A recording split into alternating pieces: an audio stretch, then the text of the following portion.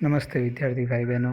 आज हम धोरण 12 विषय हिंदी, ये तुम्हारे सामने जो दिखाई दे रहा है, ये इस साल का जो चैप्टर वाइज कितने पार्ट है, कितने निकाल दिए, वो सब का एक प्रूफ है आपके सामने।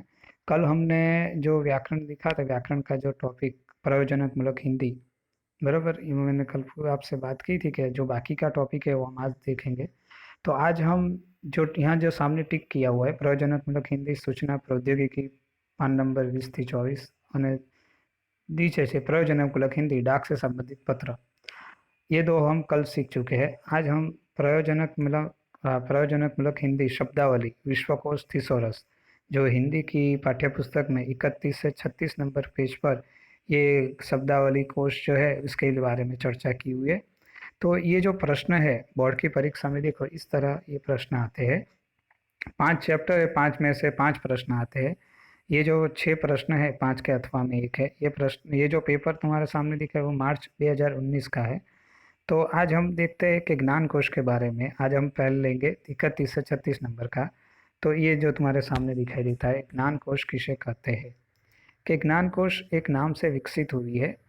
इसके कई प्रकार, ये प्रकार परीक्षा में पूछे जाते हैं।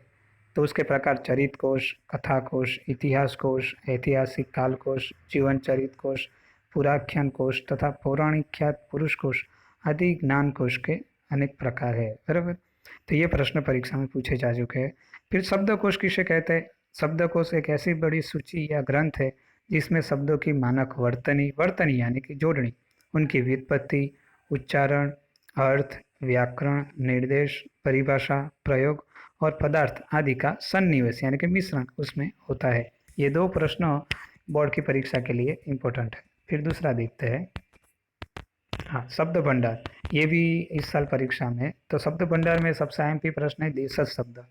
तो उसकी व्याख्या क्या है? जिन शब्दों की व्युत्पत्ति का कुछ पता नहीं चलता और बहुत समय से भाषा में प्रयुक्त होते रहते हैं, ऐसे शब्द को देशज, हम गुजराती में तद्भव तत्सम शब्द कहते हैं, वैसे ही ऐसे शब्दों का उद्गम जन प्रांगण से होता है। जन प्रांगण यानी कि लोक लोक समुदाय में, जैसे हम गुजराती में लोकगीत कहते हैं ना, लोक द्वारा लोकवड़, ऐसा जिनका निश्चित स्रोत ज्ञान नहीं होता पता, व्यवहार भाषा के क्षेत्र में पैदा होने से इन्हें देशज यानी कि जिस देश की जो बोली हो उसे देशज शब्द कहा जाता है।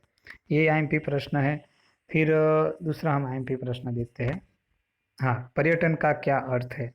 ये जो दो प्रश्न मैंने टिक किया है वो 2 बार परीक्षा में पूछे जा चुके हैं। पहले देखते हैं पर्यटन का अर्थ। तो पर्यटन का अर्थ देश दर्शन और मनोरंजन के लिए विभिन्न दर्शनीय स्थानों का भ्रमण करना, ये आईएमपी प्रश्न है। फिर हम आगे देखते हैं उसी में ही।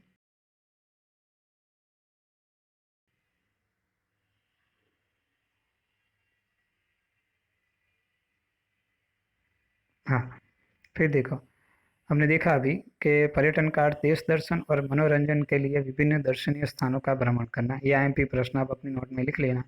फिर तीसरा प्रश्न, कश्मीर के पर्यटन स्थल। तो इस साल शायद कश्मीर के या दिल्ली के पर्यटन स्थलों की पूछा जाने की शक्यता है। तो कश्मीर के पर्यटन स्थल है श्रीनगर, गुलमर्ग, डल झील, नागिन झील, परी महल और पहलगाम। दिल्ली के पर्यटन स्थल तो आपको मालूम ही है, India gate, Rashtrapati Bhavan, Jama Masjid, Qutub Minar, Lal Qila, Akshardham, lotus temple आदि।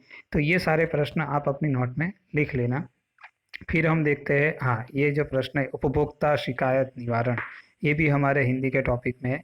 इनमें से एक प्रश्न पूछा जा चुका था कि विश्व उपभोक्ता दिन कब बनाया जाता है, ये 2018 में पूछा गया था। तो मैंने यहाँ लिखा हुआ है 15वीं मार्च विश्व उपभोक्ता दिवस यानी कि ग्राहक दिवस, बराबर। और 24 दिसंबर રાષ્ટ્રીય ઉપભોક્તા અધિકાર એટલે કે ગ્રાહક અધિકાર દિવસ, બરાબર, એ મનાવે છે। હવે આમાં જે પ્રશ્न इसमें से जो प्रश्न पूछे जाने वाले हैं वो ये जो मैंने पहला जो प्रश्न है मैंने उसमें टिक किया हुआ है कि निवारण की क्या व्यवस्था है। तो उपभोक्ता संरक्षण अधिनियम उपभोक्ता शिकायत निवारण की 3 स्तरीय व्यवस्था है। शायद परीक्षा में ऐसा भी पूछा जाए कि उपभोक्ता निवारण की कौन सी 3 व्यवस्था है। तो यहाँ है जिला स्तर पर जिला फोरम, पहला जिला फोरम, दूसरा राज्य स्तर पर राज्य उपभोक्ता विवाद निवारण आयोग तथा राष्ट्रीय स्तर पर राष्ट्रीय उपभोक्ता विवाद निवारण, जिसे एनसीडीआरसी कहा जा सकता है, बराबर। तो ये जो प्रश्न है ये आईएमपी है। ये दूसरा प्रश्न भी आईएमपी है कि शिकायत कौन दायर कर सकता है, लेकिन शिकायत कौन कर सकता है?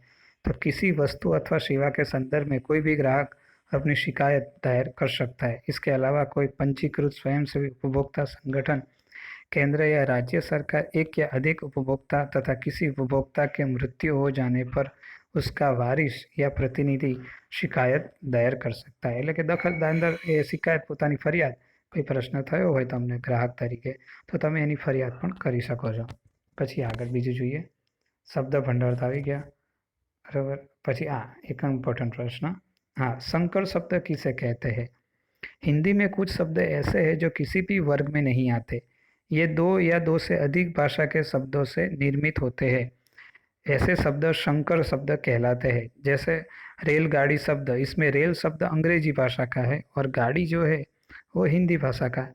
इसी तरह डाक खाना हिंदी वत्ता फारसी, दलबंदी संस्कृत फारसी आदि शब्द संकर शब्द कहे जाते हैं। फिर यौगिक शब्द, ऐसे शब्द जो दो शब्दों के मेल से बनते हैं और जिनके खंड सार्थक होते हैं उन्हें यौगिक शब्द कहा जाता है। फिर ये तद्भव शब्द, तत्सम शब्द, ये तो आप हिंदी 11वीं कक्षा में आप पढ़ चुके हो, तो ये भी शब्द आप अपनी पाठ्य पुस्तक में लिख लेना। फिर देखते हैं, ज्ञान कोश तो आ गया, ठीक है। तो इस तरह का ये आज का टॉपिक था हमारा, प्रश्न नंबर 43 से 47 तक। आज हम ये जो चैप्टर है यहाँ ख़त्म करते हैं, ठीक है। इसके बारे में आपको कोई भी शिकायत हो तो आप मुझे, क्या तो कोई दिक्कत हो तो आप मुझे पूछ सकते हो। ये जो तुम्हारे सामने दिखाई दे रहा है इसमें कितने चैप्टर इस साल है और कितने चैप्टर रद्द किए हुए, ये यहाँ मैंने आपके सामने रख दिया है। तो आप इसका पूरी तरह से, और आज मैंने जो यहाँ चलाया है जो भी टॉपिक, वो अपने हिंदी की नोट में आप लिख लेना। ये सारे प्रश्न बोर्ड अगले जो अभी तुम्हारी जो एग्ज़ाम आएगी उसमें भी शायद पूछा जा सकता है और बोर्ड की परीक्षा में भी ये पूछाए जाने की संभावना है। तो ठीक तरह से आप लिख लेना। जय हिंद, जय भारत।